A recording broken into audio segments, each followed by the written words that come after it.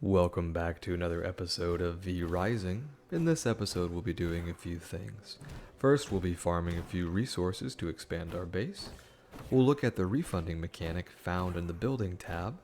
We'll also craft some items to increase our gear level.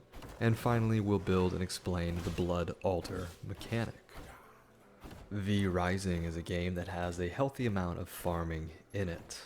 Farming is simply the act of seeking and acquiring required resources that you will need for your objective. Lumber and stone are two resources that you will find critical to the expansion of your blossoming base. Be sure to farm plenty. Here I open the crafting window with B, go to the fundamentals page and pick a few borders to expand the area that I'm able to build. Here I add a few palisade walls. Now let's take a look at the refunding mechanic. When you are in the building menu and hover over an item you have built, you'll be able to dismantle by pressing spacebar, and you will also be shown the amount that you will be refunded.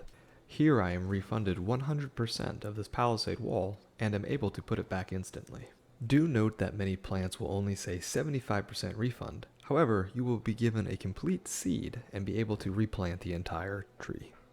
Here I refund 2 more plants, and you can see that they go into my inventory's 6th slot. I press 6 and I'm able to replant them. There is one more plant I would like to relocate, so I open the builder's menu by pressing B, hold spacebar while hovering over the plant, and it refunds me the seed. I then plant the seed in the corner of my blossoming base. Note that you do not have to refund objects to move them. In building mode, you may simply grab items that you've already built and move them and place them in suitable locations, as I just did with this mist brazier. Now with a few more palisade walls placed down, my base is completely enclosed, and I am ready to craft a few additional items.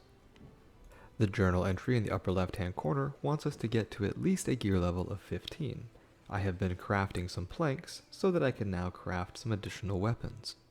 Using a bone sword, plank, and stones, I craft the bone sword and the bone axe, which, when completed, go down into the container.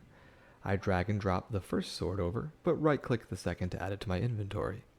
Now I would like to upgrade my bone ring to the Blood Rose Ring. I'll need a few more components, so I double-check to see if I have them in my chest. I have some blood roses, but I'm still a little bit short on fiber, and so I'll go out and harvest that now. With the necessary materials now in hand, I go to the simple workbench, left-click on the Blood Rose Ring, and after it is finished completing, will end up in the container. I will right-click, and it shows up inside of my ring slot. This ring increases my spell power, which will affect my vampire abilities. Vampire abilities can be found by hitting J. With our new ring equipped, we have reached gear level 16 and completed the requirement for our journal entry. However, we still have more gear that we can make. Now let's make the plated bone guard vestment. If we equip all of the plated bone guard pieces, we will be given a set bonus of 8 health and 2 physical power. A set bonus is simply a bonus that is given to you if you are wearing all of the correct pieces. Note that not all gear sets will give you a set bonus. Having completed the requirements for our journal entry, we will claim our new reward. We have just been given access to the Blood Altar. Let's build that now. I open the building interface by hitting B. In the Fundamentals tab, I find the Blood Altar on the far right. I currently have the resources to create 2 of them, but I will only build 1. I decide that I will put the Blood Altar by the front entrance gate. The Blood Altar will be of critical importance for our progression through the game of V Rising. I interact with the Blood Altar by hitting F, and I'm showed several darkened portraits. We see the Alpha Wolf, Keely the Frost Archer, Rufus the Foreman, Errol the Stonebreaker, and Lydia the Chaos Archer, along with a few others. As I continue to scroll down, however, I will get to a point where it says my gear level is too low, and I am unable to track these individuals. As we increase our gear level, these will become available to us. The primary function of the Blood Altar is to track blood, which you see a button in the middle bottom of the screen. When you press the Track Blood button, you will engage the game's mechanic and a blood trail will be shown to you to help you track down these powerful enemies that will grant you powers, sometimes structures, or other times recipes. For example, if we track Keely the Frost Archer and defeat her, we'll be given access to the tannery structure, as well as a few recipes, including a vital recipe for leather. The woodworking bench is a reward for finding and defeating Rufus the Foreman. Do note that you will also be given vampire powers once the enemy has been defeated.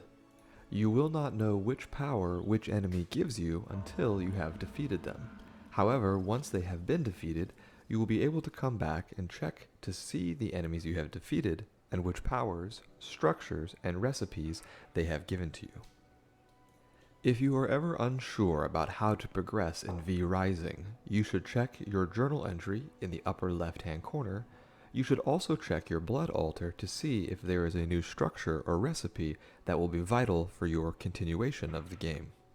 Now I will hit Track Blood to begin tracking the Alpha Wolf, and as I do, you will notice that there is a red streak that comes across the screen. This is how you are tracking the enemy V Blood, or boss. If you wait for a moment, the trail will come back again and will point you in the direction that you need to head. Here it appears as if I need to head to the northeast. If you follow the trail long enough, you will eventually find the enemy boss that you are tracking. In the next episode, we will find and defeat the Alpha Wolf. Thank you for watching.